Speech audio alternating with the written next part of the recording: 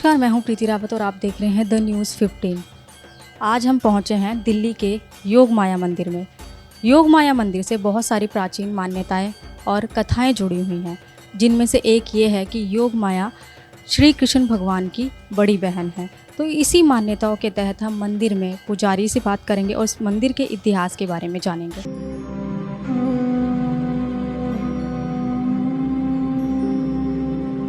मंदिर परिसर के अंदर जाते ही सीधे हाथ की तरफ आपको झरोखे दिखाई देंगे जो पत्थरों को काटकर बनाए गए हैं, और ऐसे ही जो कलाकृति हैं ये मतलब आपको मथुरा की भी याद दिलाएंगी।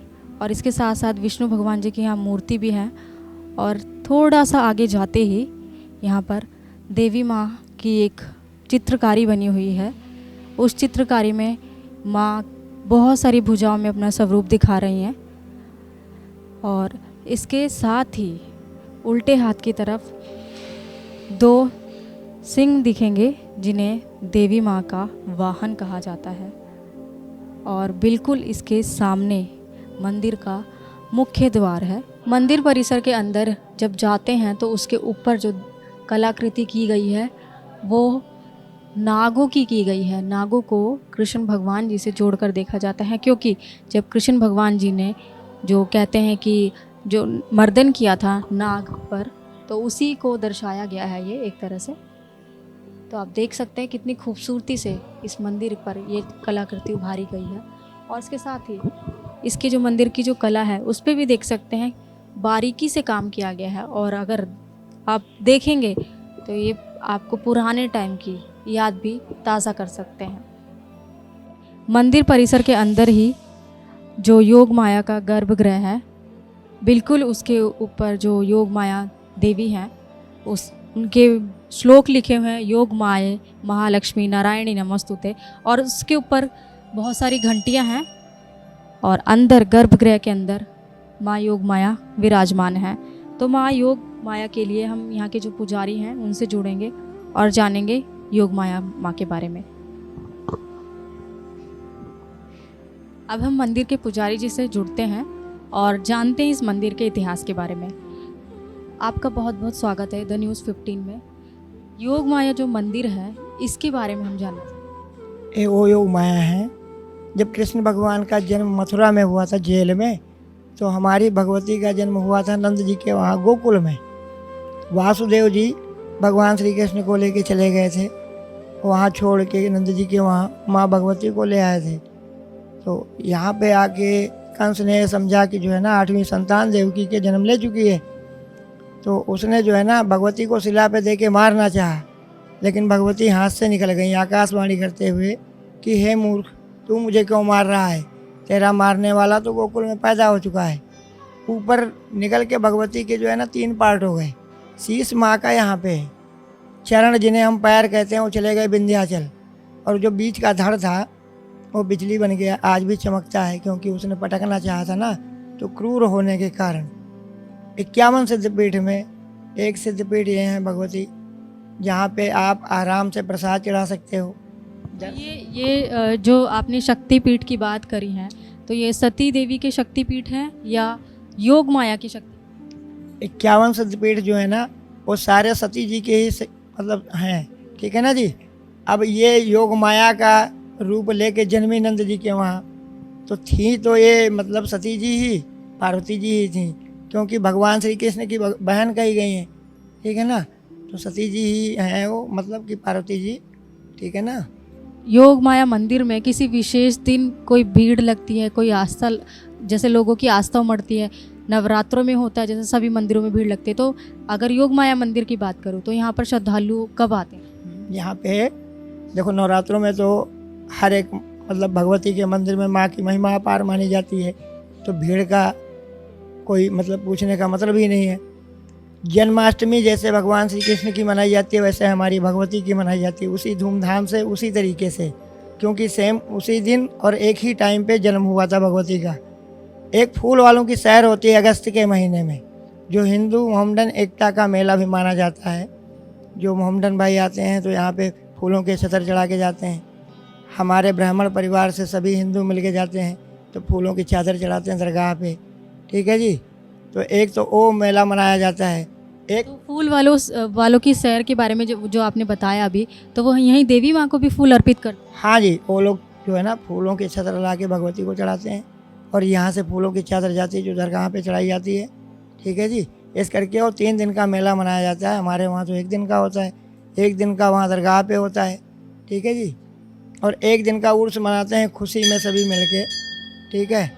और दूसरे नंबर पे खत्री लोग अपनी कुल देवी मानते हैं भगवती को, तो उनका 14 को सावन में 14 को मेला होता है, ठीक है ना। बड़े आराम से आते हैं और यहाँ पे रात का जागरण करते हैं, भजन कीर्तन करते हैं, ठीक है ना। फिर भगवती को पोशाक चढ़ाते हैं, प्रसाद चढ़ाते हैं, ठीक है ना। तो ऐसे अवसर यहाँ पे मनाए जाते हैं। इस मंदिर के लिए कहा जाता है कि यहाँ पर पांडवों ने भी पूजा करी थी महाभारत काल।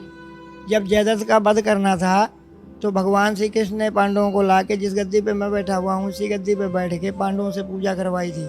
तो माँ ने दिन में अंधकार कर दिया था। ये बात बिल्कुल सही है। तो वो अंधकार करने का जो वाक्य है वो ये है कि जयद्रथ ने अब शपथ ली थी कि जब तक मैं वध नहीं कर दूंगा, इस जयद्रथ का वध नहीं कर दूंगा तब तक मैं शांत नहीं रहूंगा। और उसके उन्होंने कहा था कि मैं खुद भी मतलब चिता पर अर्पण दे दूँ।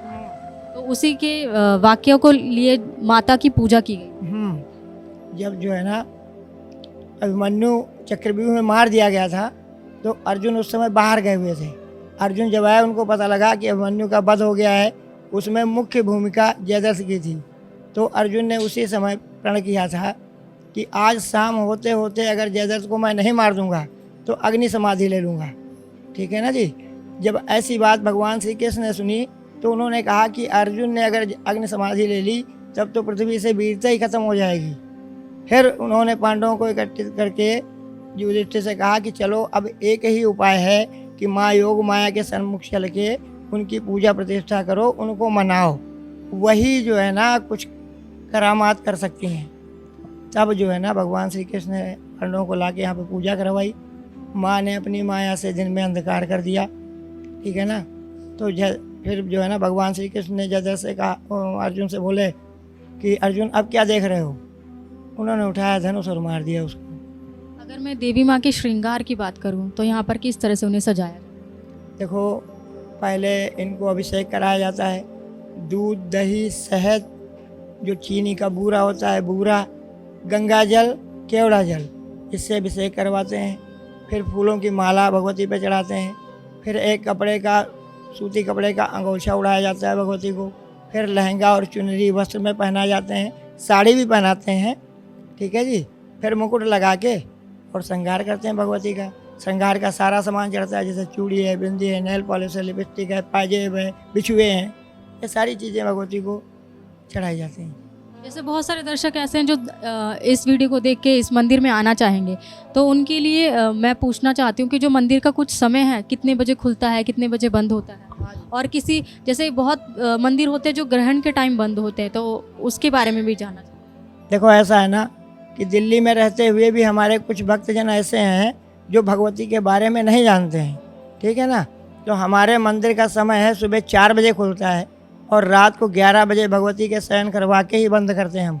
दिन में 6:30 बजे बंद कर देते हैं, क्योंकि दोबारा अभिषेक करवाया जाता है ना। दिन में 2 बार अभिषेक होता है, एक जो है ना ब्रह्म मुहूर्त में सुबह के टाइम में, एक जो है ना सायंकाल के मुहूर्त में। तो शाम को 6:30 बजे पर बंद करके इनका श्रृंगार होता है। तो उस बीच में आधे घंटे के लिए हम बंद करते हैं, अभिषेक करवा के, श्रृंगार करवा के फिर पट खोल दिए जाते हैं। ग्रहण काल में सूतक के समय से हमारा मंदिर बंद होता है। सूतक का मतलब ये होता है जैसे चंद्र ग्रहण में 8 घंटे का सूतक माना जाता है और सूर्य ग्रहण में 12 घंटे का सूतक माना जाता है। तो इन कालों में मंदिर बंद होता है। या हमारे ब्राह्मण पुजारी जितने मंदिर के हैं, उनके कुनबे में किसी की डेथ हो जाती है तो उस काल में मंदिर जो है ना, जब तक कि यहाँ से चिता मतलब चली नहीं जाती मिट्टी, जब तक कि मंदिर बंद रहता। गर्भगृह के अंदर आप देख सकते हैं जो योग माया देवी का जो स्वरूप है बहुत ही खूबसूरत है। माँ बेहद ही खूबसूरत लग रही हैं। उनका जो श्रृंगार किया गया है फूलों के साथ, चूड़ियों के साथ, और साथ साथ जो श्रृंगार के सामान होते हैं जैसे मेहंदी, सिंदूर, और इसके साथ ही चुनरी भी माँ को चढ़ाई गई है। और उनके जो मुकुट है, मुकुट पर मोर पंख भी लगाया गया है। मोर पंख इसलिए कि वो कृष्ण भगवान की बड़ी बहन है और मोर पंख को कृष्ण भगवान जी से जोड़कर देखा जाता है। और इसके साथ ही आप बिल्कुल ऊपर देख सकते हैं छत्र हैं जो देवी माँ को या तो भेंट स्वरूप चढ़ाए गए होंगे या माँ की जो एक भेंट स्वरूप होंगे या मंदिर परिसर की तरफ से ये छत्र होंगे। तो ये भी माँ की जो अंदर का गर्भगृह है उसकी खूबसूरती में चार चांद लगा रहे हैं। भगवती के भोग की बात करूँ तो भोग के बारे में। हाँ जी, सुबह जो है ना हमारी भगवती को बूरे और मेवे का भोग लगता है और शाम के टाइम में चने का भोग लगता है। चने जो बनते हैं उसमें केवल घी और नमक ही डाला जाता है और कुछ नहीं डाला जाता, क्योंकि भगवती बिल्कुल बाल स्वरूप में, कन्या स्वरूप में थी ना।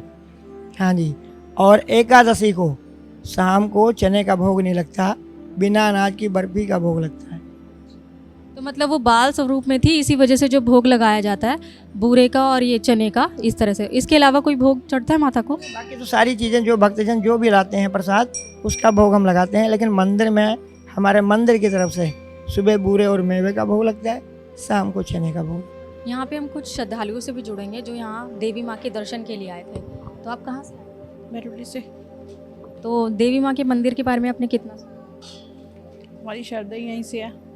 हाँ। कभी ऐसा हुआ है कि आपकी लाइफ में कुछ माता रानी का कोई चमत्कार हुआ जिससे? बिल्कुल सारे काम हमारे यहीं से बने हुए हैं। बेटा मेरा यहाँ से, मकान मेरे यहाँ से, सब कुछ यहाँ से, शादियाँ मेरी बेटी की यहाँ से, सब कुछ यहाँ से, जो मांगो सब मिल जाता है। तो जैसे मैंने देखा कि ये मंदिर एक शक्तिपीठ में है माना जाता है, तो हाँ, सिद्ध पीठ मंदिर है। तो इस मंदिर के बारे में वैसे कम लोगों को पता है, तो इस बारे में क्या कहेंगे? नहीं, हम तो यहीं के हैं, तो आप आसपास के लोगों को पता है, पर जैसे छतर दूर से आते हैं लोग, दूर दूर से आते हैं लोग तो देखने के लिए यहाँ पे। देवी माँ के लिए आपकी क्या आस्था? हमारी तो बहुत आस्था है माता के लिए। तो अगर मैं बोलूँ, लोग यहाँ पर मन्नतें मांगने आते हैं, माता से झोली, जो खाली झोली वो भरने के लिए आते हैं। आपसे, आपने भी माता से कुछ मांगा होगा, पूरा हुआ? हाँ, पूरा हुआ।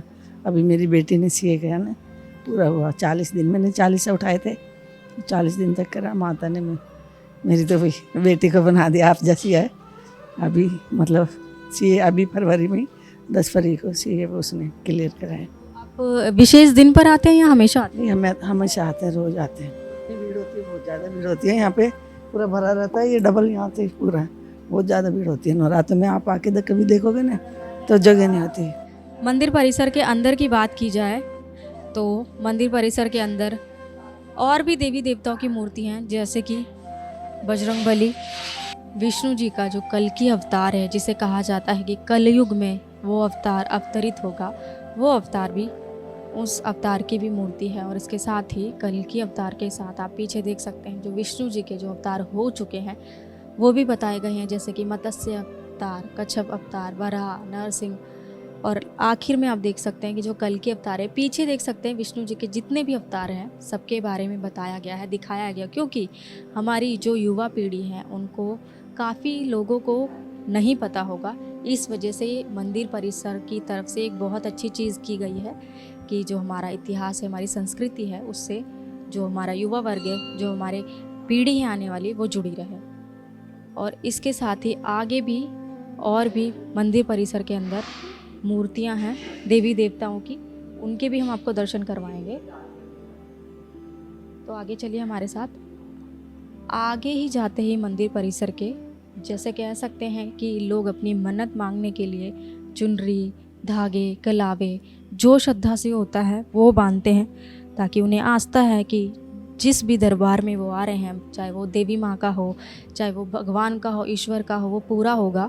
तो वही जो मन्नत की चुनरियाँ हैं, जो कलावा है, जो धागे हैं, वो यहाँ पर बांधे गए हैं, इस आशा के साथ कि देवी माँ उनकी हर मुराद पूरी करेंगी। मंदिर परिसर के जहाँ पर जो मन्नत के धागे बांधे जाते हैं, उसके बिल्कुल ही साथ ही, उसके पीछे ही, सामने ही आपको एक हवन कुंड दिखेगा। उस हवन कुंड में पूजा होती है और हवन के साथ साथ विशेष पर्व पर यहाँ पर हवन होता है। और आगे जाएंगे हम तो देखेंगे राम दरबार है, जिसमें कि सीता मैया, लक्ष्मण, बजरंगबली जी और श्री रामचंद्र जी की मूर्तियां दिखेंगी, जो राम दरबार कहा जाता है। मंदिर परिसर में सभी देवी देवताओं की मूर्तियां इसलिए भी रखी गई है कि जिसमें आस्था है वो आकर दर्शन करे और भगवान से। और इसके साथ ही बिल्कुल आप देख सकते हैं राधा कृष्ण जी की मूर्ति है, जो बहुत ही सुंदर स्वरूप में है। आप मंदिर के अंदर घंटियों का स्वर सुन रहे होंगे, और बिल्कुल राधा कृष्ण की मूर्ति के साथ ही विष्णु और लक्ष्मी जी की मूर्ति है, वो भी भव्य स्वरूप में है। और बिल्कुल मूर्ति के साथ में ही गर्भगृह है, जहाँ पर शिव परिवार है, जिसमें शिवलिंग, नंदी, गणेश, पार्वती माँ,